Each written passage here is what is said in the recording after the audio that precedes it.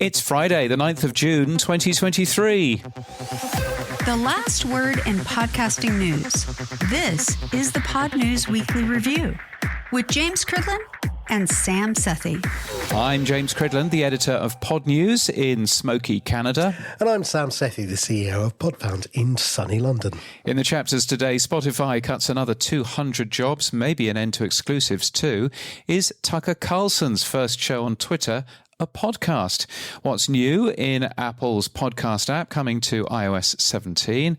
And Acast's PodChaser launches Collections Plus using AI. And also... Hi, I'm Mukul Devichand. I'm the editor of programming for New York Times Audio, which is a new app from the world's paper of record, and it's a new daily front page of audio.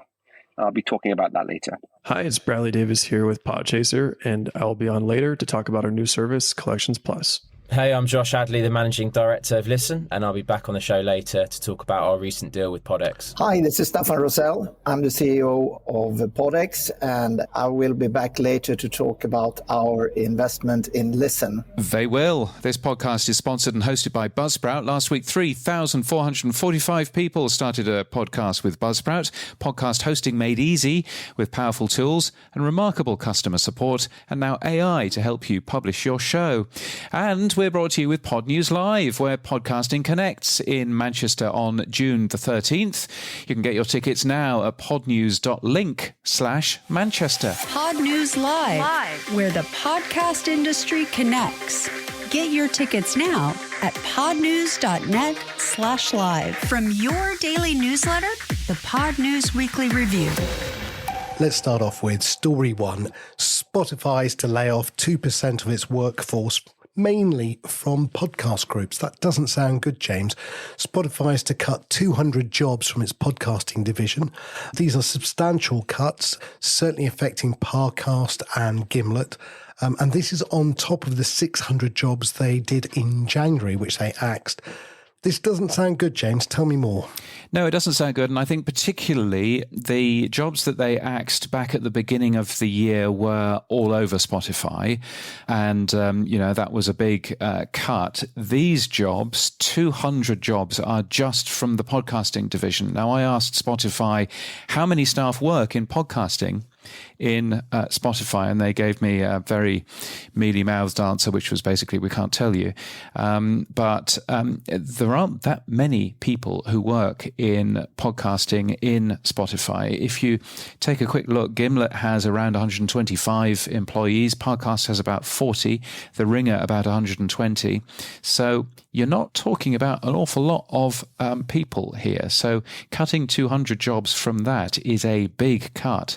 So I'm not necessarily sure that it's been reported by most people as, it's only just another 2%. It's a big cut of their podcasting people. Parcast and Gimlet being merged as Spotify Studios, which you can kind of understand. I don't know whether that's just an internal plan or whether they are going to get rid of the Parcast and Gimlet brands altogether. The Ringer continuing as a separate brand.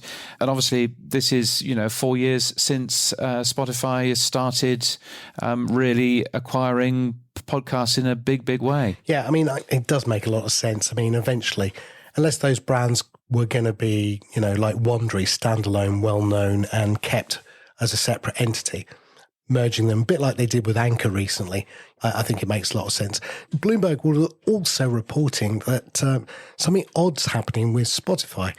The exclusive strategy seems to be unbundling itself, that they've now announced that certain exclusive podcasts that they had are now going to be available everywhere. Well, yes, this is something that Bloomberg are very keen on trying to spin as a story. I'm not too convinced, to be frank, that there is a particular story here.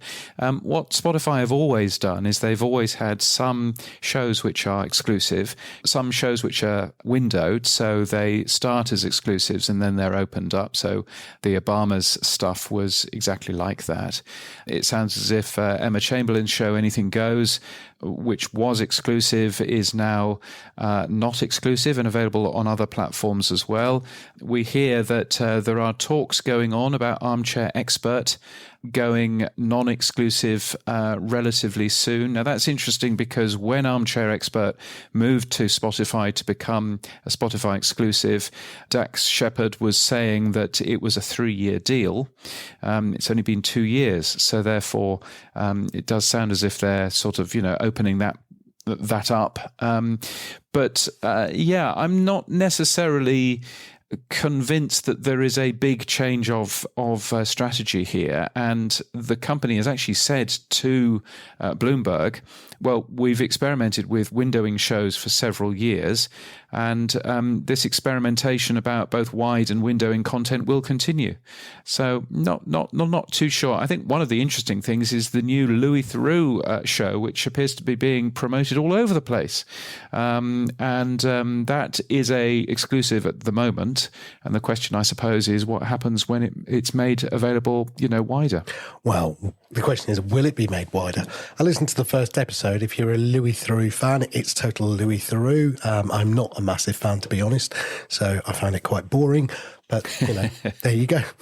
Yeah, it's just honesty. Yeah, he does a good act. Is Louis Theroux, and and it kind of makes sense. He's sort of well known in the US as well as the UK, so you've got that sort of tick from the Spotify side there as well. It was a very big signing for Spotify at the end of last year. But of course, we shouldn't forget that Spotify earns money either way. They earn money on exclusive content because that drives more signups to the podcast app. Some people are writing that it's a paywall. It's not a paywall. You can get in for free. It's a registration wall. But of course, they also earn money from advertising on other platforms too, through their ownership of the Megaphone platform and the Spotify Audience Network. So actually, from that point of view, they still win, regardless of whether or not it's an exclusive or not, which is why I'm kind of there going, is this really so much of an exciting story as Bloomberg seem to think it is, when actually there are really good reasons why Spotify might want to expand some of their shows across everywhere, because they get more advertising revenue that way. So maybe it's not as big a fustercluck as we think. There you go. Maybe not. I mean, Spotify, it's interesting times for them, of course, but I'm not sure that there's a big change in terms of exclusives, but I do understand that other people might want to talk that up. There was a peculiar thing, though, in their release. Sahar El-Habashi, who is the head of Spotify podcast business, that's another person who's in charge of podcasting at Spotify, they ended up saying, in collaboration with the podcasting community, we are broadening our analytics capabilities by expanding Spotify for podcasters. So I thought that was really interesting. I've never heard Spotify say in collaboration with the podcasting community in the past ever. So I thought, well, okay, well, what's going on there? I asked Spotify's PR team, and the answer that came back made it pretty clear and obvious to me that they didn't know what this statement was for at all. And being fair, that's probably okay, I guess. But yeah, I'm just curious as to what this collaboration with the podcasting community that they've been doing is, and what these new analytics are going to be by expanding Spotify for podcasters. What's that? What's going on there then? So if I do ever get more clarity on that, then I'll obviously be able to get that into a next edition of the newsletter. But not quite sure what's going on there. Well, talking of analytics, a friend of the show, John Spurlock, released some stats for OP3. One of those was Spotify for podcasters saw a slight fall in market share for new episodes in May. 0.6%, but they remained the market leader by some strong margin. So again, did you have a look at those numbers? Anything that stood out for you? Yeah, so these are numbers. They're not actually anything to do with OP3, but they're numbers to do with all new podcast episodes. And so John does a very good job of basically going through every single new podcast episode which has been made available in any given month and working out where they're hosted. And Spotify for Podcasters actually saw tremendous growth from January onwards. Basically, as soon as it changed its name away from Anchor and moved to the Spotify brand, then it's been increasing and increasing and increasing. It's gone back a little bit this month, but not too much change there. So maybe they were right in junking the Anchor name and pulling everything into Spotify. Yeah, well, Anchor had a few other problems this month. 14,000 podcasters have had their Anchor usernames, emails, and passwords posted on a Russian language black hat hacking website. So I think your advice, James, was change those passwords. Yes, change those passwords. And if you're not, using the same password across multiple sites, then that would be a mistake. I would recommend Bitwarden. It's very good and it's free. And you should be using that as I do. That's slightly worrying. 14,000 podcasters getting their Anchor usernames and passwords posted somewhere else. I'm not quite sure where that data has come from and how that data has actually appeared, but you can still log in, my understanding is, using those Anchor usernames and passwords. So if you're an Anchor podcaster, make sure that you change your password as soon as you can. Now, moving on. A story this week in Pod News was that Acast's PodChaser, the company they bought a little while back, has released a new thing called AI Collections Plus. James, tell me more. What are AI Collections Plus? Well, so they are using the data that they know about podcasts to be able to give advertisers a better list of shows that they may wish to advertise on. So an Acast has been using this internally for a little bit, and they've opened it up to others now. So, it used to be that you would just choose shows based on, names or categories. But now they're going through all of the topics that are being talked about and actually helping people understand what shows to be advertising on, which sounds like a bright and clever idea. Yeah, well, luckily, I thought I'd reach out to the CEO, Bradley, from PodChaser and find out from the horse's mouth what they're doing. PodChaser is a giant database. We view ourselves as sort of the intelligence engine behind the podcast industry, aggregating data from all kinds of different sources into one singular product and or API. Okay, and for most people, they just create an account, they get access to their podcasts, favorites, keyword tracking. I think there's a paid version as well, so you get a free version, a paid version. And if you're a developer, there's an API as well, isn't there? Exactly. We have a free version that's generally for podcasters or listeners. Podcasters can come in, add their credits, add data, add categories. Then we have a paid version used by marketers and agencies and all sorts of different organizations to access additional insights about podcasts. So now you've added a new service called Collections. Tell me more about Collections. Yeah, so PodChaser was acquired last year by this cool Swedish company called Acast. And as part of that, Acast's sort of bread and butter is the ad buyer's journey. And so a cool thing since being owned by Acast is applying our core competencies around data to that buyer journey. And so the first project and undertaking we've done is Collections. Collections Plus is what we're calling it. And at its most basic form, we're taking a group of shows that may seem very similar or may seem very dissimilar and grouping them together based on a ton of different data attributes and utilizing AI and machine learning to do this much more efficiently and less manual than before. What's cool about this is based on a buyer's intent or what they're trying to go after, we can sprinkle some of this data dust on this large group of shows and immediately spit out a group of highly selected niche shows for that intent. So let's take a couple of steps back. one of the things you're doing is using OpenAI's Whisper to do transcription of the podcast first to aggregate all the data together. Is that step one? Yeah, transcriptions are certainly handy to add to the pile or the stack of data that we're analyzing. So yeah, we utilize the Whisper technology, which is an extremely efficient and cost-efficient way to transcribe large amounts of content. And then once you've got all that data together, as you said, you use machine learning to find keywords and stuff.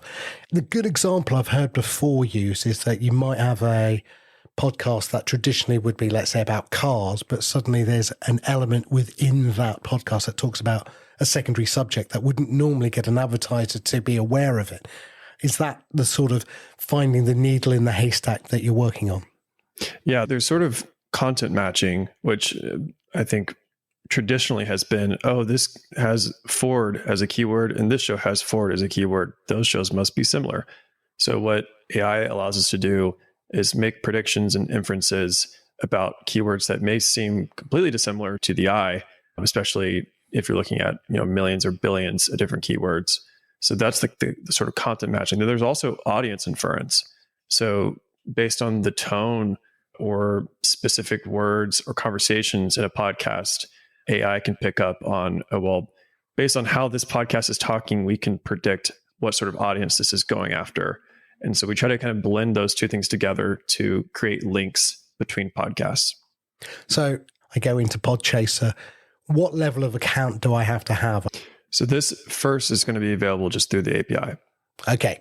Yeah. So as a developer, then I get access to it. So I can then go out and say, these are the keywords or the key inferences from these podcasts or a group. How would I, as a developer, want to use it? I mean, is it for advertising companies to use it? Who's the audience then? Yeah. So the user in this case would be a publisher or a marketplace such as Acast. So anyone who is over a ton of different shows and is willing to group and package those shows together to get in front of an advertiser. That's the use case. Okay.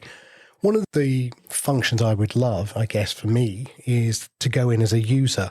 Because one of the things about discovery of podcasts, people have been talking about it, Arion Nissenblatt and the guys at Tink Media, about cross-fertilizing podcasts. Again, this would be a great way for me to go and say, oh, okay, who else should Pod News Weekly go and talk to? Oh, look, here's 8 or 9 podcasts.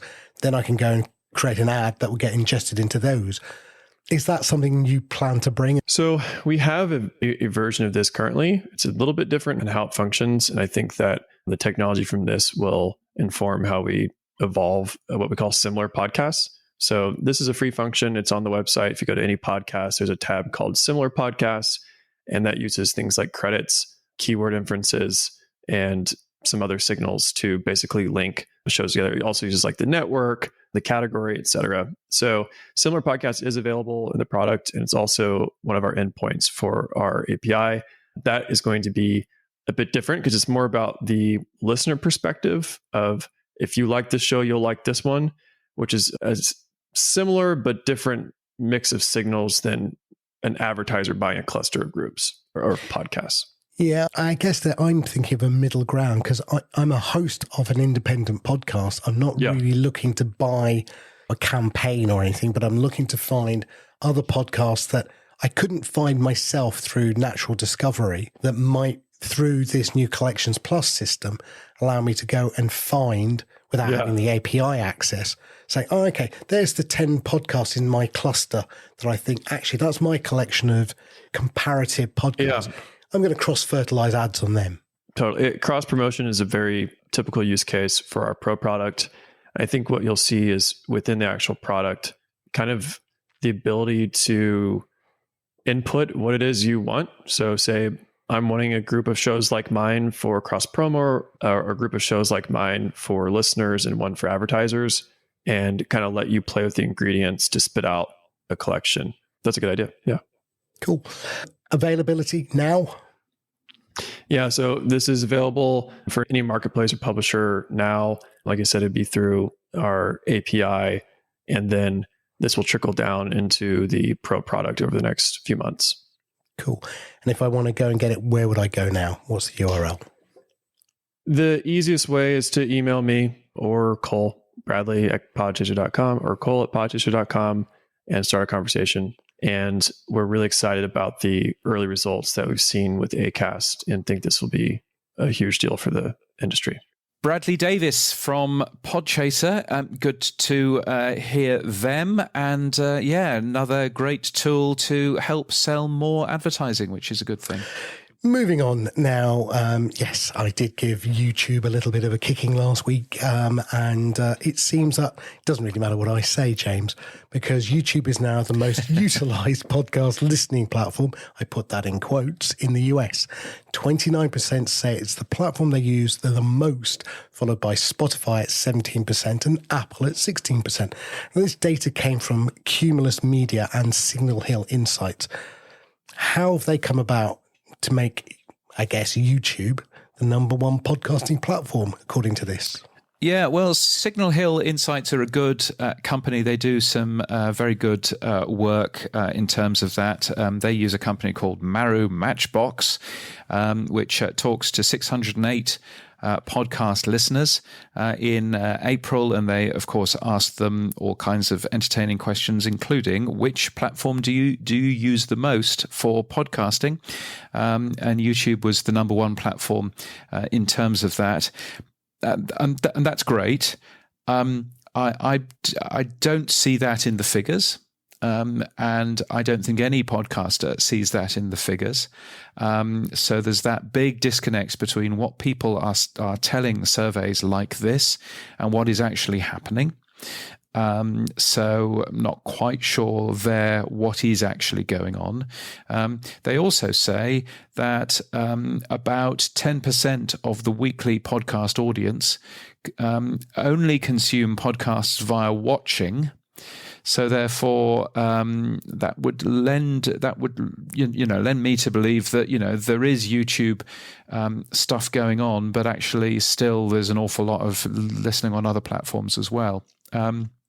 I have to say, I do find it a little bit weird that you've got Cumulus Media promoting the heck out of this report and basically saying how wonderful YouTube is as a platform, when Cumulus Media don't sell ads on the YouTube platform because they can't, they're not allowed to, and Cumulus Media have nothing to gain if YouTube ends up being the number one podcast platform. So why Cumulus Media? I know Pierre Bouvard very well, he's a good bloke, but why he's there promoting the heck out of YouTube is anybody's guess, really. I don't know any of these people, so I defer to the goat here in this occasion. The goat. But moving on swiftly, according to another part of the report, 50% of YouTube creators now earn more than $500 per month. But is that true, James? I mean, that seems quite high. 50%. It does seem really high. Yeah, this is from a different study, and it was a study that was put together, reported on in Search Engine Land, which is a very well-known and very good site again. It's a piece of data from Aspire, which is an influencer marketing platform, which is always fun. But yes. That seems very high to me, but it also says that 40% of Instagram creators and 36% of TikTok creators earn more than $500 per month from the platform as well. So, who knows what's going on there. But only if YouTube like you, because a well-known YouTuber, Mike Figueredo, he has posted that YouTube has basically turned off his channel's monetization, and he couldn't get any answers from the folks at YouTube at all. So, again, YouTube, absolutely fine as long as they like you. And if they don't like you, then they get rid of you. And you don't really have any right of appeal. You don't have any necessarily any way of getting in touch with any of these folks. So, again, Todd Cochran is right. Ownyourown.com. and don't rely on other people. I think he's got to update that one, James. I think it's got to be own your RSS. Yes. Well, yes. Own your own RSS. I mean, that's an important part of it as well. So, So interesting seeing that. There's been other research. The Gen Z podcast listener report unveiled by SXM Media, which again looks at podcast listeners, but this time only podcast listeners aged between 13 and 24, which apparently is what Americans mean by Gen Z. According to the study which Edison Research put together, who I'm having dinner with tonight, 47% say that they've listened to podcasts in the last month of Gen Z. They're more diverse than US monthly podcast listeners as a whole, and they discover shows by using YouTube and TikTok and Instagram. Again, all of the research saying that YouTube is a massive, massive thing. And in the podcast Business Journal tomorrow, you'll find an interview with Kevin Jones from Blue Wire. And again, Kevin is very, very excited about what YouTube can offer him and the creators who use Blue Wire. So, there's clearly something there. Yeah, I mean, as much as I might dislike the way YouTube's done things at certain events recently, and hijacking the word podcast seems to be top of my list, I don't think people really care, and that's the problem. I think if I look at my children, they jump between those three platforms: YouTube, TikTok, and Instagram. And whether they're consuming the content through audio or through video, they don't seem to care. Often when they're eating dinner or cooking dinner, they'll have it on in the background. So whether they're not even watching it half the time. So yeah. They don't. Yeah, well, because it's audio first. I think that's the benefit of a podcast, or regardless of what platform a podcast is on. Who knows? But still, there you go. Interestingly, given that YouTube is supposed to be the one that everybody's using these days, downloads from Apple Podcasts are on an all-time high, according to Buzzsprout stats for May. Buzzsprout stats are so useful in terms of this. What I think is going on in terms of those stats is that Apple is now, of course, correctly identifying more of its traffic with the recent updates to the Apple Podcasts app. So instead of calling themselves Apple Core Media, they call themselves Apple Podcasts. And so therefore, that's where those numbers are going. If you look at Apple Core Media numbers, those are decreasing. So there's clearly good news there in terms of Apple. So, talking of Apple, James, did you watch the WWDC, the Worldwide Developer Conference? I didn't. No, I saw some of the coverage from it. You're a big fan of those stupid goggles, aren't you? I'm not a fan of the goggles. I'm a fan of the augmented reality. I'm a firm believer that the goggles will eventually come down to a form factor that we'll all end up wearing. I mean, if I think of the original phone with a battery that you'd have to carry around, and it was like a brick. Do you remember Dom Jolly? And my first job was carrying the mobile phone for a news reporter. Oh my God! And it was literally, there I was, fresh out of school, and I was carrying this great big briefcase thing for a news reporter. Who, so yes, I know exactly what you mean. So there's a big amount of change there, and I think augmented reality is going to be interesting. But I'm not quite sure that great big visor is quite ready at prime time. But it's one of those things that's really difficult to demo as well. You can't really see what other people are actually seeing within their weird visor things. So yeah. No, I thought 5,000 patents, and if it does 80% of what they presented, I'm seriously interested. I fundamentally believe I'm living in a pre-AR world, and I just want to get to it because I think it is going to be that interesting. Anyway, we're not here to talk about that. Thankfully, one mention for 1 second of the word podcast. Totally tangentially, by the way, in relation to the Apple Watch, which I thought was very weird. But that's the only mention of podcasting. Nice. Well, there you go. But there is some change, though, and some quite welcome change for the Apple Podcasts app, because that is to get a new look and new features in iOS 17 as that comes out. It's got a nice new player which looks very spick and span. I believe that the Australian word would be schmick. It looks very smart indeed. It's got some quite nice chapter stuff. But the exciting thing is episode artwork is now being supported. Now, when I spoke to Apple last year and asked them about episode artwork, they said, "Oh no, we support that. That's all supported." And I said, "No, you don't." Anyway, they now do support episode artwork, which is they will, which is excellent. Well, they will. I think that's all very exciting. And given that episode artwork is supported by Spotify and Pocket Casts, I think it's all a good thing. No, I think it's great. I'll let you know when I get it working. But the chapters work really well. And that's an improvement on.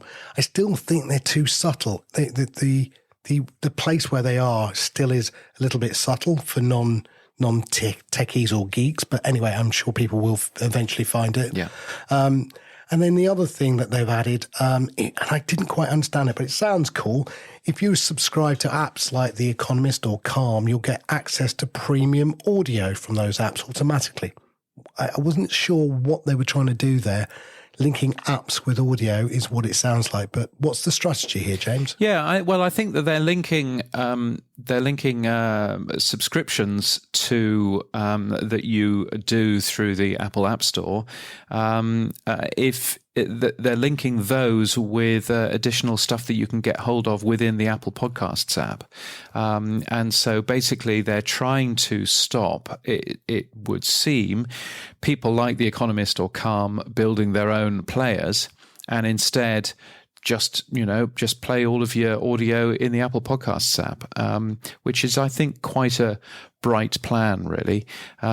So that's happening alongside Apple Music's radio shows, which will now be available on demand within Apple Podcasts. That's what happened to Beats One, which, if you remember, was their original online radio station that Zane Lowe went to work for, and it was all supposed to be the future of radio, and it died a complete death. But those shows are now going to be available in there as well. And we can play around with those new versions of Apple Podcasts. If you live dangerously and you want to download the developer beta, then you can go ahead and do that. Well, anyone can now do that. So previously you had to have a developer account and had to pay your $99, and Apple have made it available free for everyone now to go and get the latest Mac OS and iOS downloads. You think you found the Apple engineer working on the Apple Podcasts app, don't you? The one engineer that exists. His name's Stephen Peterson. He's here in London. And he put out another thing I've been working on this year is the new player in the podcast app. And it's been super fun getting to expand my work beyond music this year. I thought, oh my God, I found him. Clicked on his profile. Of course, he's a member of the Men in Black. Nothing, not a word about working for Apple in his profile. No links, no nothing. So, yes. Of course not. So he's probably been sacked for revealing that he's worked on the product already.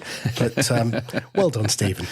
Yes, well done, Stephen. It looks a lot nicer now. I made friends with Apple by saying that that I really like some of the design nods that they've got from Android in the latest app, and of course that went down as you would expect. Yes, but still, there you go. Other things that happened at WWDC. There's PWAs. What's a PWA, Sam? So PWAs are progressive web apps. So things like Podverse, Podfriend, and Podfans are all PWAs. What's really cool in this build, macOS 14, is you can now, through Safari, click on the file menu and click add to desktop. When you do that, it basically says like saving to your home page. It allows it and adds it to the tray at the bottom. And if you support in your progressive web app things like push notifications, then it acts like a full-blown native app where you get the red dot badges appear. So you've got first-hand, completely a quick way to create a app on the user's desktop. And if you use something called a manifest, which is just a bit of code that goes at the top of your website, you can detect the operating system and you can then prompt the user to click a single button, which creates that app on their user desktop and also on the tray as well. Very nice. It's been available in Google Chrome for the last year and a half, so it's always nice to see Apple finally sticking to something that Google have been doing for the last number of years. But yes, I think having progressive web apps within both Mac OS and also iOS is going to be a very good thing. Let's move on. Now, our wonderful host, Buzzsprout, came out with a new feature service last week that we talked about with Alban Brook, their head of marketing, called Co-Host, which is AI-generated transcriptions, titles, show notes, and chapter markers. James, we used it for the show last week. Actually, you used it because obviously you uploaded the audio and then pressed the button. So what did you think of it, having had your first play? I have to say, I was really impressed by it. It chose, it gave us, I think, 5 choices of title of the show, and they were all much longer than I would normally go for. But that's the way of these things. But yeah, they were really good. And then the show notes that it came up with very successfully worked out what was in that particular show and wrote a very nice piece about it. So yeah, you can well see that for a busy audio creator, you could well see that this sort of tool would actually save quite a lot of time. So yeah, I thought it was a really smart piece of AI. One of the things that was missing, and I think it's coming, according to Alban, is speaker labels don't have names of the hosts. Yeah. And there doesn't seem to be a way to put that in, but I think that's coming. And given that we just said Apple is going to support chapter art, and we do put in our chapter art pretty much every week with links, it would be great as a version 2 feature for this co-host function to use, I don't know, again, AI to do generated chapter art. That would be fun, wouldn't it? There you go. If the good folks at Buzzsprout are listening, they can stick that down on their feature request list. Now, here's another story we talked about. Listen, which is a London production company, got acquired by PodX. We've had on in the past Darby Dorris from Listen, and we've had Staffan Rossell, the CEO, on. But again, James, this is a really interesting acquisition PodX has made. Yeah, it's a really big deal. PodX already own a similar company called Goldhawk Productions, but Goldhawk Productions way, way smaller. The difference, I think, between podcast content creators in the UK and elsewhere is because of the way that the BBC works, quite a lot of these audio production companies are making radio shows as well. And that's what Listen does. That's what Goldhawk Productions do as well. So they've ended up buying a company which has, guaranteed work in terms of, well, as guaranteed as you can do in terms of their work with the BBC, as well, of course, as the podcast stuff that they're doing as well. So I thought it was a really interesting purchase. No terms were given, but it is probably one of the biggest purchases in the UK, alongside Sony buying something else, which is a very similar company a couple of years ago. You managed to catch up with Josh from Listen and Staffan from PodX to ask them a little bit more about the deal. PodX is an international group investing in the best podcast creators in the world, with a focus on Europe and Latin America. And our mission, if you like, is to put podcast creators in the driver's seat, opposed to platforms and sales houses running this business. We think that, and we strongly believe that the best content will always be the core of this industry. So that's how we think, and that's what we're trying to do. Josh, hey, how are you? Now, we briefly saw you running around like a mad thing at the podcast show. Now, we had Darby Dorris on the show a couple of weeks ago, but just remind everyone, who or what is Listen? Let's start there. Sure. So Listen is an audio and podcast production agency. We produce premium shows and we have a really diverse slate of shows. We produce a ton of radio strands, predominantly for the BBC, as well as lots and lots of podcasts, as well as other types of work like strategy, consultancy and creative work within podcasting. How long has Listen been going? When did you start it? So Listen was actually born out of another business, and we did that 4 years ago. I was with that prior business called Wise Buddha. I've been with the whole company for 7 years. So 4 years ago, we launched Listen, and here we are today. Now, the reason why you're both here talking of ambition is that PodX is now invested into Listen. Can you, Steffan, explain what the deal is? I mean, how is the deal structured? You're not a traditional VC. It's not like a pure money investment with an equity release. So how is this deal structured? It's structured very much the same as most of our deals. We like to build a group where everyone should be incentivized to work together, and the sum of the parts should be better than the individual parts. So we want to be majority shareholder of the companies that we invest in. And that's the basic principle. And opposed to more financial investors, we are media people. Everyone who works here have a background in media, radio, television, podcasting. And we like to think that we can actually help to develop the businesses that we invest in. So we are not buying and selling companies. We are only buying, and we are helping the management to create something better, and also to create synergies and cooperation and format exploitation and exportation between the entities. Josh, who tapped who on the shoulder and said, hey, should we have a little chat? Go on, Staffan. I'll let you jump in. Yeah, because I think actually we should admit, if that's something that you admit, but I think we tapped Listen on the shoulder first, because we saw this very interesting business and we wanted to meet the people behind it and the people leading it and the people owning it, and talk about the possible journey together.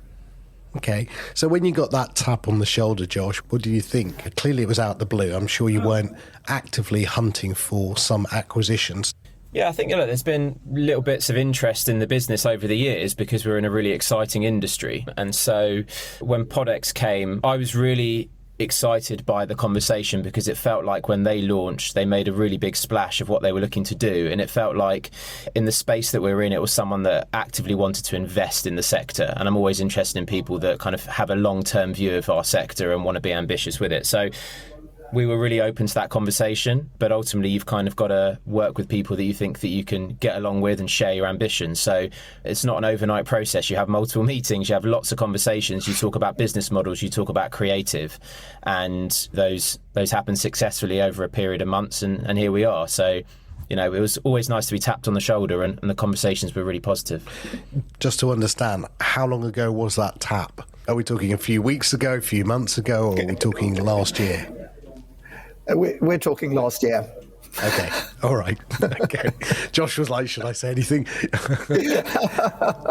I think, just like Josh said, I think it's very important that both sides should really feel comfortable going into a joint venture like this. And I think the time factor, you can probably reduce it, but you cannot take it away, because it takes time to get to know people, to understand the business or both businesses for the other side, to build trust, and to sort of agree what we could do together and to have that plan and agree on it. It's not something that you do in weeks.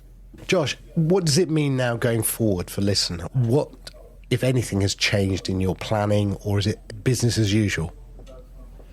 I think a lot of aspects of what we do will remain business as usual. PodX, their strategy is to buy into businesses that they trust the people leading those businesses. And what's great is we've got an active majority shareholder that we can have conversations with, and we will have lots of conversations with, but ultimately we're trusted to run the business. So the vast majority of what we do will be business as usual and is in the plan. We've had plans for the next few years, and those plans are in place and they constantly evolve. That's how we stay ahead. So in terms of what's next, you're going to see some that's more of the same. You're going to see some new stuff that was always going to be there. And then through this acquisition, it'll open up opportunities that perhaps may not have been there otherwise. Steffan, does this mean, let's say Listen have got plans, they can accelerate those plans, but what if they need to come back to you for further funding? Is that also open to them? It is. We will continue to invest in great podcasting ideas and projects, and they could be in a company that we already invested in, or it could be in a new company that we will invest in. So we want to expand, and we want to help this industry to expand and grow by making great ideas come true. So absolutely. Josh, does this mean you'll go international now? Yeah, we've already been working in an international way. We've had clients and commissioners outside the UK for quite some time. We're continuing to grow that. Spent some time in the US earlier this year, and we've already come back and started working with some clients out there. So I think that's always been on the plan. And certainly going forward, I'm excited by talking to the other businesses within the group, excited by talking to people within kind of PodX and figuring out between us what we can do to kind of supercharge what we're already doing. I think the key thing for us at Listen, and anyone that works here will sense a level of energy and ambition within the business, and we've constantly evolved it. So we were Wise Buddha, and we made that move from Buddha to Listen, and that was a really active, big change. From there, we then spent the first few years really building a stable business, and then we've evolved it, and we've evolved it again. And I think the thing that's the past year has shown for Listen is everyone internally senses that we're constantly looking to move. You cannot stand still. And I know that's quite a traditional thing for anyone to say in media businesses, but I feel like podcasting, it's true more than any other industry. And so that's why we're constantly looking for other areas. And so this opportunity is great. Let's take this. Let's see what else that's going to open up. We were already thinking that way, though. Yeah, I agree. Anyone who stands still is actually moving backwards. The last thing, what are you working on these days? What's in the pipeline? What can we expect from Listen? There's a lot, and a lot of varied content, which kind of comes back to the mission behind Listen, which is diversity of our output. So we're working on a follow-up to 28-ish Days Later, which was a huge show that we did for BBC Radio 4 and BBC Sounds. We've got the follow-up to that confirmed, which is in production, which will probably launch early 2024, which is going to be a landmark show for them. We've got a few really exciting always-on entertainment shows where we're building podcast brands, so that's video as well as audio, that are going to have a huge presence across TikTok, YouTube, Instagram, not just in audio feeds. We're doing a load of really exciting creative and strategy work for some huge organisations globally at the moment. So working out what the role podcasting can play is for them, and we're kind of seeing how that can evolve. So there's loads to come, lots to announce, and a few more really exciting shows for big brands as well. Well, gentlemen, it just leaves me to say congratulations to you both. Thank you very much, Sam. Thanks very much. Appreciate it. Josh Adley and Staffan Rossell from Listen and PodX, which of course is now one of the same. Really interesting hearing about their plans. Yeah, both gentlemen will kindly be at our London event on the 27th of September. So we'll hear more from them there. Excellent. We will indeed. I did try and find out how much they got for the deal, lips were sealed. So I started doing things like, have you bought a Ferrari? Have you bought an Aston Martin? Just to see what Josh's eyes did. There was a few smiles there, that's all I'll say. There was a few smiles. Very nice, very nice. But he's that's a fantastic organisation. So I'm really pleased for them. Now, we also talked a little while back about the New York Times launching their audio app. James, tell me more about this new app. Yeah, so it's called NYT Audio. It includes an exclusive show called The Headlines, which is basically a nice way to keep up to date with the latest news. It's got a few other things that you would expect. Being a subscriber-only app, it has This American Life a Day Early, for example. It's got a range of narrated articles from the New York Times and other organizations. iOS only for now, for some weird reason. But you, of course, Sam Sethi, you know everybody in this industry, and you're a big friend of someone who works there. Yeah, well, Mukul Devichand, who's the editor of programming, yes, I have interviewed him before for my previous podcast, Sam Talks Technology. He's a lovely, lovely guy.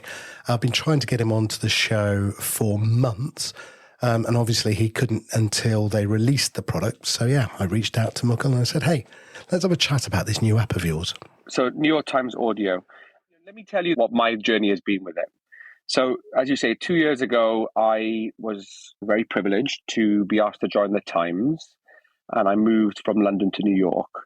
And everyone who listens to this podcast will know that the Times, even 2 years ago, was well underway with its journey in audio. In 2017, it launched The Daily, which it's no exaggeration to say, I think changed the podcast world, really invented a new form of audio journalism. And beyond that, before I joined, that sort of one story a day idea was already being built upon into a much more well-rounded audio report, is the way to phrase it. So you can engage with the Times in audio in lots of different ways. For example, new podcast title Run Up or Hard Fork, Ezra Klein Show. But also the Times had acquired Audum, which brings long-form magazine journalism to life in audio, and Serial, and the big one, yeah. Yes, and the partnership with This American Life. So that was the kind of amazing mix that I was privileged to get to come and kind of engage with. And what we have been doing is developing a way to experience that audio journalism and the Times' journalism, bringing more of it into audio in a new way. And that is what just launched. So it's a new app, New York Times Audio. It's available to Times subscribers at the moment on iOS. And really, what is it? It is a daily front page told in audio. It's curated and produced by Times editors. It's powered by the New York Times' newsroom. And what's in it is a roster of exclusive shows and output, a daily playlist, which is really your distilled way of engaging with a wide range of New York Times journalism quickly, ideas, culture, and essential listens. And that's the kind of weekday experience. And then at the weekend, it kicks off with a new episode of This American Life, available a day early in the app. And infused through the experience are new audio formats like narrated articles, which turn New York Times text articles into a new audio format, but also articles into audio from a number of other publishers like Rolling Stone and New York Magazine and so forth. Yeah, it looks very comprehensive. You've got an interesting space, though, that you're coming into. Obviously, Apple has its own news. You've got the BBC as well, which is part of your heritage. One of the questions, though, that I was curious, you've made this only available to existing subscribers. Was that a premeditated decision to keep it tight to begin with and maybe you'll go open later? Or is it only ever going to be available to subscribers? Is this the way that you want to monetize content through the New York Times? It's a good question. And what I'd say is certainly so much of our audio journalism is part of the podcasting ecosystem and will continue to be. And there's plenty of development there, and we're growing there, and it's really important. This app is a paid-for service. It's available. It's actually included in your existing Times subscription, whether you're a news subscriber or what we call an all-access subscriber. And what I'd say is, as well as being a really established leader in audio journalism, the New York Times also led the world and the journalism industry in developing a direct paying consumer relationship. And simply, we believe our journalism and these products are worth paying for when they're envisioned together.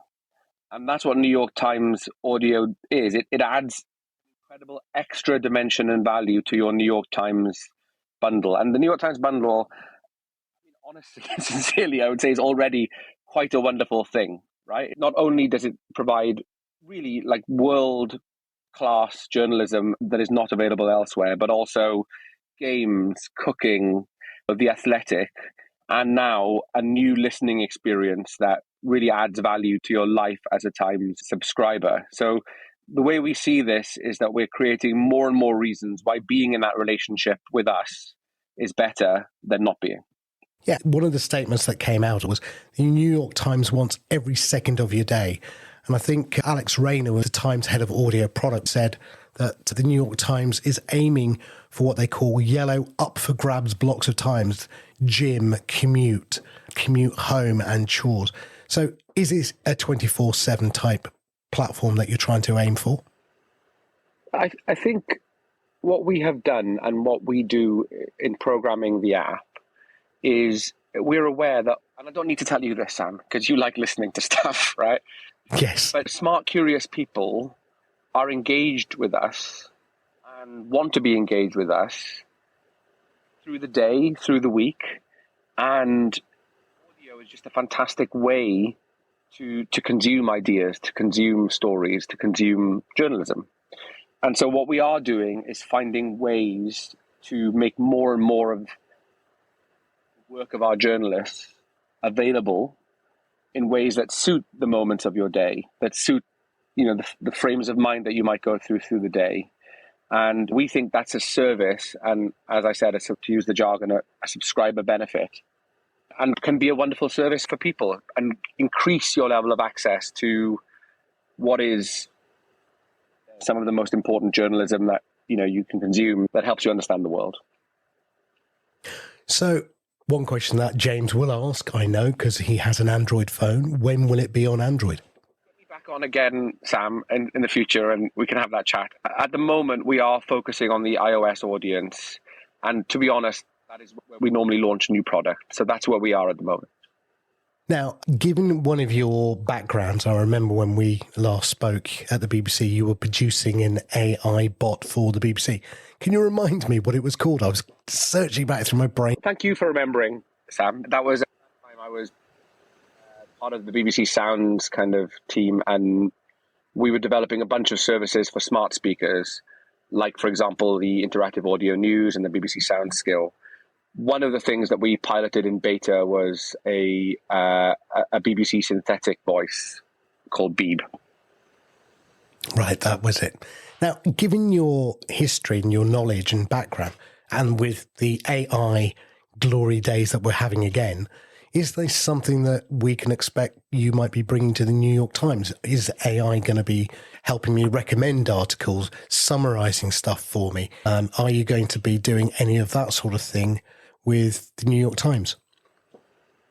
To be honest, the audio app is really about bringing audio content from the report, hearing the voices of our reporters, and that's really the focus. So my background is not, yes, that was a great thing to work on, but I was an audio, we used to call it radio. I was a radio producer for many years at the BBC, doing sort of serious journalism. And I think the privilege of this job is really much more about finding ways to bring so much of the Times' daily report is available in audio, but actually still a lot of it is not. And so much of it has great audio storytelling potential. So what I'm thinking about is about how to bring in more and more of that, more tones, more range, and create this distilled New York Times experience each day. Okay. It's very specifically called the New York Times audio app. Obviously, we're now living in a TikTok generation. YouTube is certainly becoming more interested in podcasting, whether they're successful or not. The jury's out still. But again, I can imagine I'm on the subway in New York. I'm with my New York Times app. Maybe I get the app out. Would video be the next evolution of this, bringing some audio content into video content so I can watch as well as listen? Yeah, I love the fact that you keep on asking me about the sort of the far future. We just launched it, but I think I can say definitively our focus for right now is very much on the ear and the listening. And look, and I think this is something that in some ways we haven't really seen. I don't think there's any kind of direct comparator to what we're doing here. Like, where this comes from a little bit is a strong signal that I think, look, I'll say I personally can relate to it, and maybe you can, but I think a lot of people out there feel that the podcast ecosystem is basically both wonderful but also a little overwhelming, right? That there's a sheer volume of what to listen to, and it's exploded in recent years. You guys do the stats, right? I heard your thing about YouTube. I don't know. After listening to that, maybe it won't be on YouTube, but the sheer volume of what's available to it has really kind of gone up.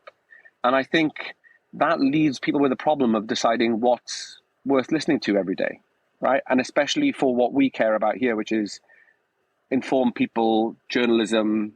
What do you listen to, right? So New York Times audio is one answer to that. It makes it easy for you to find something worth listening to every day.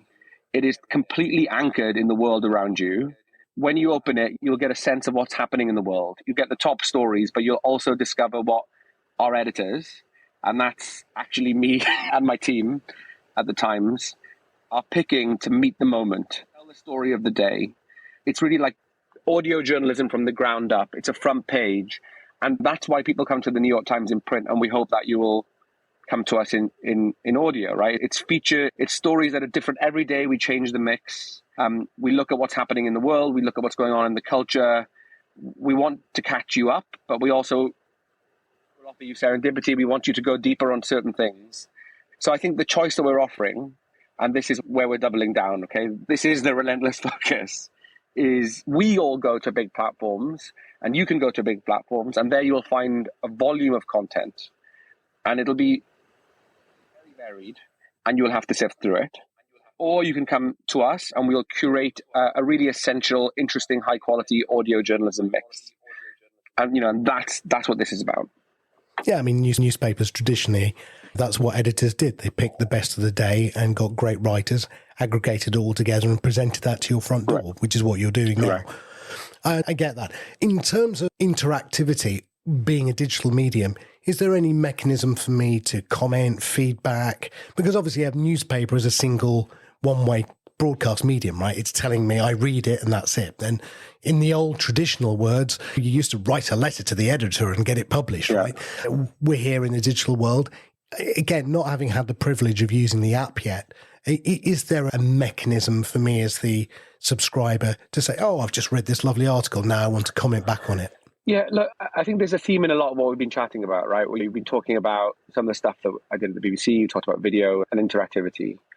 And what I'd say is that one of the great attractions of joining the New York Times has been that I think, and look, you say you haven't got a subscription, so you should have a go.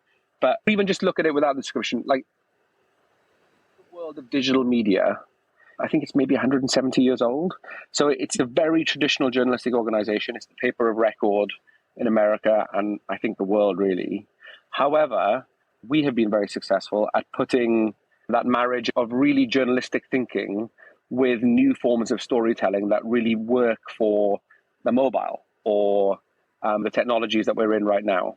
And so you will see interactivity, innovation with video, innovation in storytelling woven through the New York Times' report. It's not like an afterthought like they do. The newspaper is still very important, but it's really the digital product that is, for many people, the focus. And so audio, I think, will be part of that as well. We have just started, but, for example, there's the playlist features that we have. This daily playlist, which is really a frictionless hit play, start with the news, and then carry on through the daily, but then also an app-exclusive range of culture shorts, picking from the latest music that's out. Or this morning we had this wonderful piece in which two of our top theatre critics kind of debated what's two of the biggest plays on Broadway right now.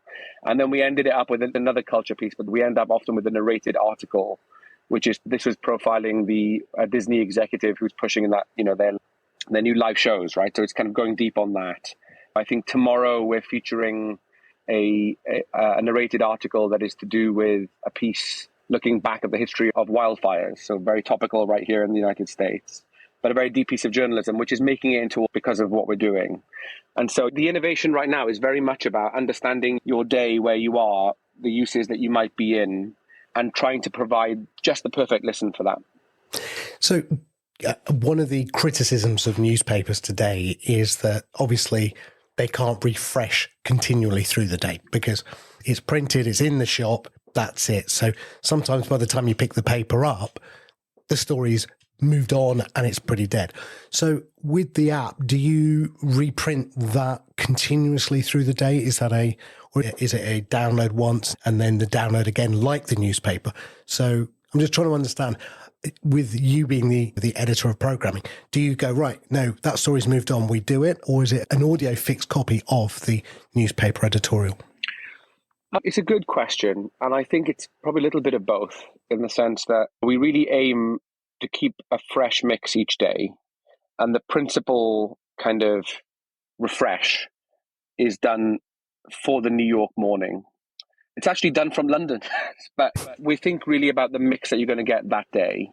There is news we do follow the latest news. For example, in the headlines this morning, we had something about wildfires. We had something about CNN and Chris Licht and all of, but as well as that, I think you'll probably agree, the strength of audio is often that it can be a journey. There's very strong storytelling here. it is programmed to meet the moment of the day. It's not a live news app. The New York Times has a live news app. This is a listening app, and it certainly includes elements of that. So yes, of course, I have a news background and I'm very much aware of what is happening through the day. But really the mix is much more like a listening menu, and we're not just thinking about what's in the news, although we are thinking about that, but we're also thinking about the themes and the culture. We think a lot about how it feels on a Friday and how it feels on a Saturday, because you might feel differently on a Friday and on a Saturday. So we're trying to make the mix hit the moment. But for example, like this weekend is the Champions League final. And I think tomorrow night it's Djokovic against Alcaraz in the French Open. So we're quite aware of that. And we're working with The Athletic to get some special material ready for that. While the game's on, you probably won't follow it through our audio, but we'll certainly offer you something for either the sports fan or the non-sports fan to have something to listen to. Yeah, you actually preempted my next question, which is, would it ever be audio first rather than news first? And what I mean by that is, would you commission content purely for the New York Times app that didn't actually come or generate itself from the paper? I think we're doing that now. Sense that a number of our podcasts, some of the stories, I think we are a part of the New York Times, and a lot of what comes out of the Times newsroom comes from the same journalists, but the way that you experience it in audio, the way you tell the story will be different. And there have been great things like, I don't know if you caught the latest series of Serial, but that was with Kim Barker, a New York Times reporter, and they told the story of what was going on in this town of Laramie in an original audio way. It's a wonderful listen. But even, I think I mentioned earlier that in the app this morning, and this is exclusive to the app, there's a New York Times short. This is one of the sort of new exclusive strands that we've created for the app. And that is two of our top critics talking about the theatre, but they're not reading out their pieces. They're going back and forth each other. They're actually critiquing each other's reviews of two of their best pieces. And there's a wonderful moment in this morning's where one critic says to the other, I can't believe you didn't give that one a critic's choice. And I don't know whether that's breaking the third wall or the fourth wall or something, but it's something you couldn't do in text or couldn't do as easily in text storytelling. So it's really interesting as an editor. What an amazing opportunity to take the journalism of the New York Times and bring it into audio. And in so doing, I think we do create something original a lot of the time. Mukul Devichand, thank you so much for your time. Congratulations on the launch of the app. Look forward to getting my hands on it. I will go and do that. Very quickly then, if somebody does want to subscribe or wants to get a hold of the app, where would they go? Well, at the moment, as we've discussed, it's on iOS. You can go to the App Store, download NYT Audio, and as a Times subscriber, you can sign in there or you can get a subscription. And it's certainly available in the UK and across the world, and it's right there for you. Thank you. Congratulations and thanks for your time. Mukul Devichand from the New York Times, and great to have them on the show. Shall we go around the world, Sam? Yeah. Where should we start? Oh, I know. Let's start in Spain. iVoox has launched monetization using dynamic advertising for its Spanish language podcasters. Is that dynamic ad insertion? Is that what they've done now? Yeah, that's exactly it. So dynamic ad insertion in much the same way that other podcast hosts are doing, iVoox doing the same thing in Spain. They're based in Barcelona, where, of course, we will have an event later on in the year. So that's a good thing. In Africa, Chilulemba is to be the face of the upcoming African Podcasters and Voice Artists Awards season. He's born in Zambia, he lives in South Africa these days. And the awards are to be sponsored by AfriPods. So good luck if you have entered those. Finland, podcast listening takes time away from traditional media, according to a study. Who'd have thought it? Yes. Traditional media, is that the obvious study? Is that the obvious study? Well, this is data from Podimo. It's actually from a company called Norstat, which was released by Podimo. And Podimo are claiming in Finland 40% growth in subscribers since the beginning of the year. So that's pretty good. From then, the Australian Podcast Awards have just opened in Australia.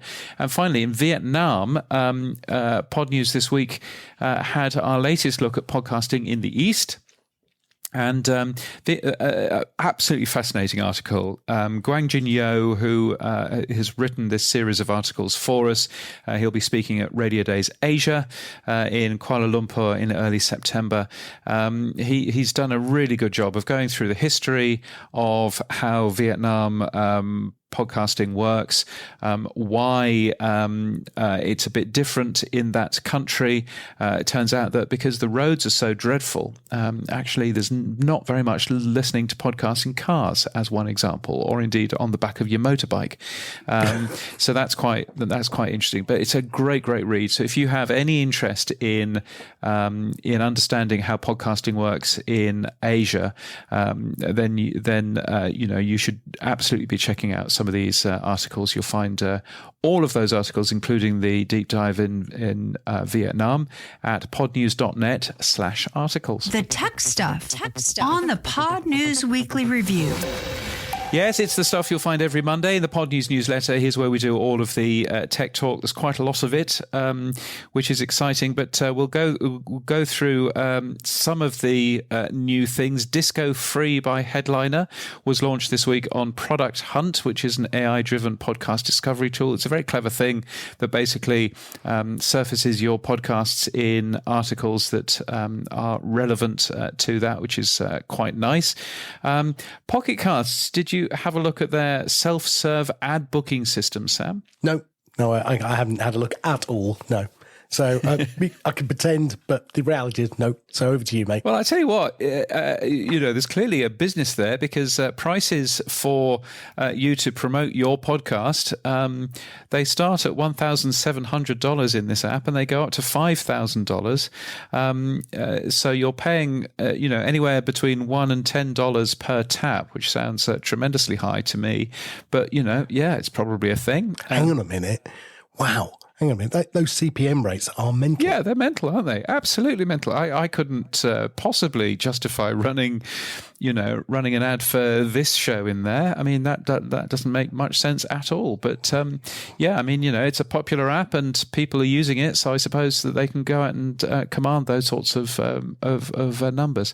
But when you're paying $40 for the app, I suppose those app prices don't matter. Those app prices, yeah. Yes, indeed. But and it's new from Pocket Cast because you used to have to go through a human being to book advertising, and now it's just a self-serve ad booking system, which is very nice. Codenamed Blaze, I say, because that's what the URL is, blaze.pocketcast.com, I think. So that's all very fancy.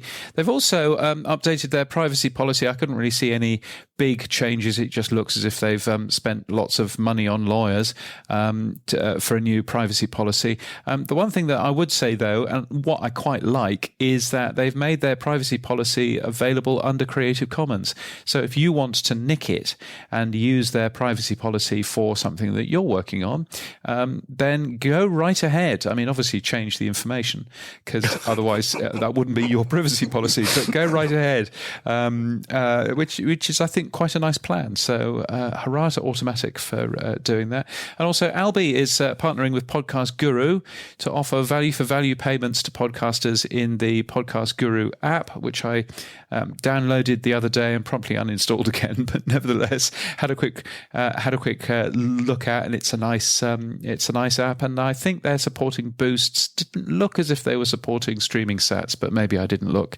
as closely in there as I possibly should have done. Now, talking of value for value, the Podcast Index 2.0 Phase 6 has now formally closed last week.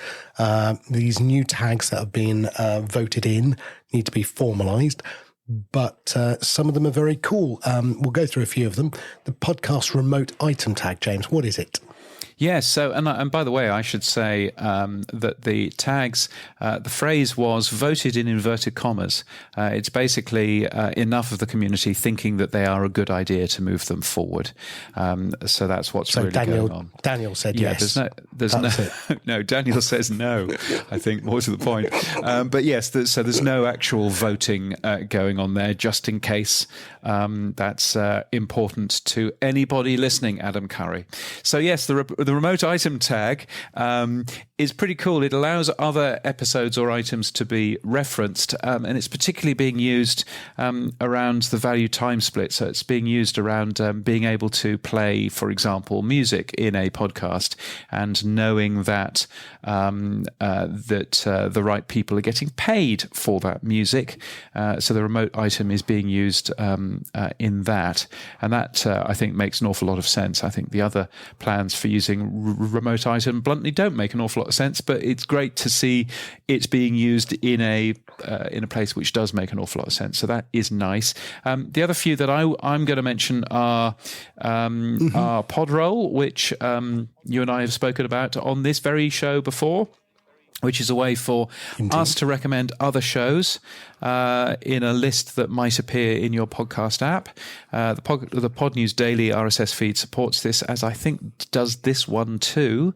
I think the Pod News Daily RSS feed supports it in the new proposed way, whereas I think this one, I'm not sure whether it's the new proposed standard or whether it was the original. But anyway. Yeah. I can tell you because Podfans obviously supports it as a client app, and so we supported both, and we still do, oddly, because of this show not supporting it or being updated. But Buzzcast updated their show this week. Mere Mortals does. So it's quite a few of the early adopters who've implemented it. It takes a few minutes to do, and it's really, really useful as a new tag. Yeah, so it's a good way to share other shows that you should be having a listen to. So you'll find that also on the Pod News podcast pages as well. There's something called Accept Guests, which was my idea, and I think it's a bad idea, and I think we should take it away again, personally. So that's always fun.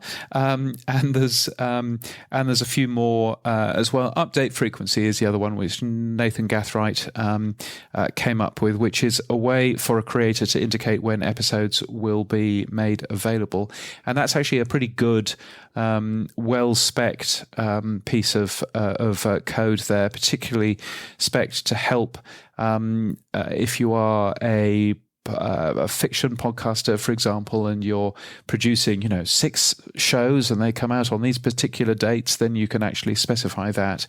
So it's a good piece of work. So all of these go forward and hopefully will be incorporated into the standard. And that standard is of course the new podcast namespace, which is part of the Podcasting 2.0 podcast index work. Yeah, I think the other two that are interesting, just very quickly, Podping. Again, that's the ability for apps not to have to continually poll hosts to see if there's an update to the RSS, but this is then a push notification in some ways.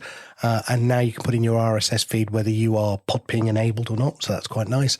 And the last one is the one that I think Adam's most excited about, which is value time split, which is a really interesting ability for you to be able to have within your podcast, both live or recorded, the ability to suddenly switch out where the value for value payment is going.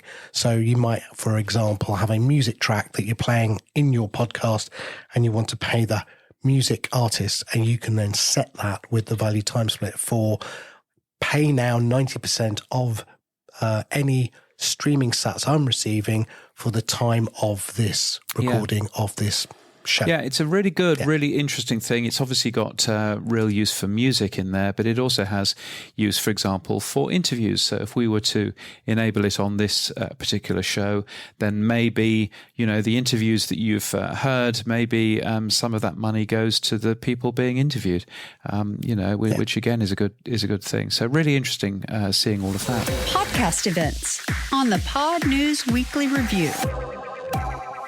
Yes, it's time to have a quick look at some events. And of course, Pod News Live in Salford in Manchester is happening next Tuesday, which I'm looking forward to going. Our sponsors have been so generous to us that we can give the last few tickets away for free. Indeed. So if you want to get hold of some of those tickets, podnews.link. podnews.link/Manchester is where to get hold of those. podnews.link/Manchester. And you've organised an awful lot of this, haven't you, Sam? Yeah, I mean, it's great. We're at the Lowry Theatre in Manchester, which is by the BBC Media Centre, and we're in the Compass Room on the top. So long as it's not raining in Manchester, it should be quite nice, the views. We've got some amazing speakers there. We've got Mark Asquith from Captivate, Mike Carr from Crowd Networks, Jim Salverson from VoiceWorks, a whole bunch of people talking. Obviously, James is going to be doing a keynote, and there's a few other people like myself who might, right at the end of the day, do one as well. But other than that, come along, meet, mingle, and chat. It is a very focused event.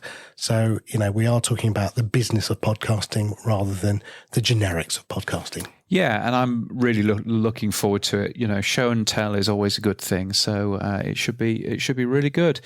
Other events going on: Podcast Movement in Denver. I've just booked my tickets for that, which is August 21st to the 24th. I'll be there. I'm not currently speaking, although I do like moderating panels. So just saying, the British Podcast Awards at the end of September, with our own Pod News Live the day before on the 27th of September, which should be good fun. Again, more information about that, podnews.net/live. And a few other things as well. Podfest, of course, happening next year, at the beginning of next year in Orlando in Florida. There are more events, both paid for and free at Pod News, virtual events or events in a place with people. And if you're organising something, it's free to be listed too at podnews.net/events. Boostergram Corner on the Pod News Weekly Review. Oh, it's our favourite time of the week, Sam. It is indeed. It's Boostergram Corner, James. And we've had some Boostergrams in, James. One from Kevin Finn. He sent us 1,000 sats. He said, a quick test. Did the value for value code added to the feed along with the updated pod roll appear? Can you confirm by receipt and I'll send you a proper boost? Well, Kevin, I can confirm. Yes, we got your first boost, and we also can confirm, yes, your 90% split to Buzzsprout and 10% to the podcast index worked very well. And also all of the updated pod rolls using the remote item worked as well. Yes, it's all very nice and fancy, and yes, and it's nice that our value information is now in this podcast's RSS feed rather than relying on the Podcaster wallet. Podcaster wallet is great, but it is a bit of a kludge, isn't it? And it's nice to be in the RSS feed properly. So that's good in terms of that. Also, a couple of other messages. Justin M from the Optimal Living Daily podcast, who sent us 777 sats for James using the word moist in a podcast. Indeed, I think I was trying to promote Radio Days Asia and saying that it's very moist in Kuala Lumpur. But Justin was saying, my wife is Malaysian and we were going to try and visit during Radio Days Asia, so I can expense the trip. But your description is making me rethink this. Your wife should know how warm and humid it is in Malaysia. Heavens. But still, there we go. What else? Oh, we've got quite a lot of them, haven't we? Kyrin, a row of ducks, 2222 sats. My feeds have always been squeaky clean, he says, which is nice. Yes. Not 100%, 99.9, Karen. You know, and I know. Oh. So yes, that's why he's chuckling nervously. Oh, there you go. 5,000 sats from Brian Entzminger. Have I pronounced that correctly, Brian? I hope I have. Talking about YouTube, and Brian says, in addition to the end of all hosting companies, it'll also be the end of having a real relationship with your audience, where there's not an algorithm in between constantly trying to distract them and get control of their listening habits. It'll be like waking up to a jukebox to ask for songs from an artist, only to be served almost everything but that. I share an awful lot of concern about our new overlords of YouTube, and I would completely agree with you, Brian. So thank you for sending that. Anonymous. I wish we knew your name, but it was under Anonymous. Great show this week. I think you're spot on about the gaslighting. Thank you. Also, that was a great chapter art graphic explaining it. Well, and again, thank you very much. 222 set of ducks. Yes, and Adam Curry, the podfather himself, 10,000 sats, talking about the Cast Media announcement and whether or not he felt that it was a kosher announcement or not. Yes, which I should probably not read out because, lawyers. But if you get value from what we do, the Pod News Weekly Review is separate from Pod News. Sam and I share everything from it. We really appreciate your support so we can continue making this show. You can become a power supporter if you like, weekly.podnews.net. You can subscribe in Apple Podcasts if you like, Tim Apple, apple.co/podnews. iOS only, obviously, not Android. Or you can support us with sats by hitting the boost button, which works in Android as well, in your podcast app. If you don't have one, podnews.net/new podcast apps will help you find a new app like Fountain. So what's happening for you this week, Sam? I think I came down. I don't think it was COVID, but I came down with something pretty awful. I was out for about 5 or 7 days. So I have been flat out. On top of that, my developer on PodFans had a car accident, so he was out for 3 days. So it's not been a great week. And then I realised, have I got Keyman insurance? And so I quickly scrambled for Keyman insurance. So yes, other than that, no, not a lot. Yes. Prepping for Manchester is the other thing. What's Keyman insurance? When you have a startup, one of the things you have to do is get yourself Keyman insurance. So if your significant point of failure in your business might be the developer or you or your CTO or somebody else, you can get insurance in case they fall under a bus or die, a bit like life insurance. And fundamentally, you get a lot of money and then may be able to replace them. But yeah, so it's called Keyman Insurance. Wow. And it's actually called Keyman Insurance. It is. It should be called Key Person Insurance, but it is called Keyman. It genuinely is called Keyman Insurance. Indeed. Wow. Yes. Gosh. Yes. Yes, although I do notice that some people call it Key Person Insurance. Yes, that's more Canada Life, for example. Yes, but gosh, well, there you go. The wonderful James, world of insurance. Go on. What's been happening for you, mate? Well, yes, I'm here in Canada. I'm doing a keynote tomorrow. I tell you what, the scary thing. So I walked into this hotel and there's a big vinyl poster. Sounds like the start of a good joke. Yes. Well, there's this big vinyl poster of Daniel Anstandig, who did the keynote this morning. Great big vinyl poster of his grinning face looking at me with details of the keynote and everything else. And so I took a photograph of it and I stuck a tweet out saying, obviously there's one of me here, isn't there? Right. I mean, they wouldn't have forgotten me, would they? Right. Anyway, I then go to the loo. And as I'm coming out of the loo, there's my face on one of these great big vinyl things staring at me, promoting my session tomorrow morning. So that was a rude awakening, I tell you. But that's all fun. So Radio Days North America it's part of Canadian Music Week, which is a big music event. But Radio Days is focusing on the radio and a little bit of podcasting in terms of the event here. So it's always nice to see the wonderful Canadians. They've made me feel very at home because coming all the way from Australia up to Canada, they've made me feel very at home by setting fire to their own country, so I can smell all of the wood smoke outside and go, it reminds me of home. So that's very kind of them. Another moose on the barbie then. Yes, indeed. So that's been fun. And then, of course, making my way to Pod News Live in Salford next week.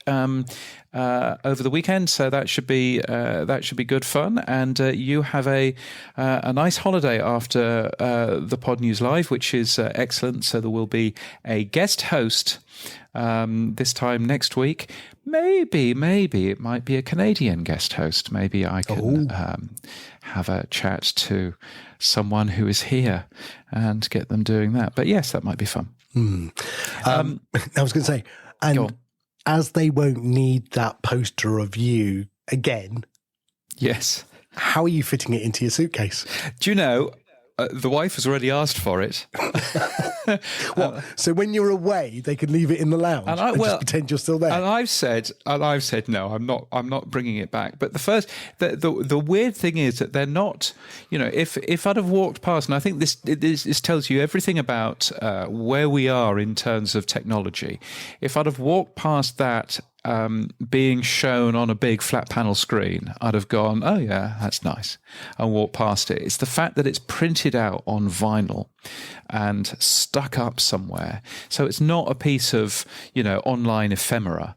It's actually a great big, vinyl, poster. Isn't it interesting how just the difference of something not being electronic, but actually being a physical artifact makes such a difference, Yeah, it's really, really interesting. So you haven't answered. How are you fitting it in your suitcase? I'm not taking it home. Absolutely not taking it home. I can't think of anything worse. And it's got a beautiful Pod News logo on there for some reason. And had they asked me for the version of Pod News to go on a dark background, I would have given them one. You can't read it at all. It's very bizarre. Okay, but there you go. But it's a great event. It's wonderful to be here. I was here this time last year, and Canada was still closed basically because of the pandemic, and very, very few people here.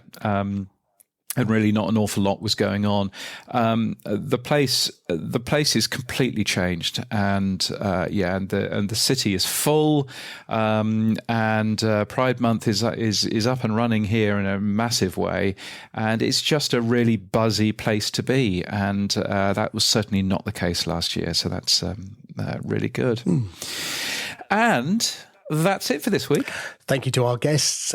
You can ask us questions using email to weekly@podnews.net or send us a Boostergram for feedback.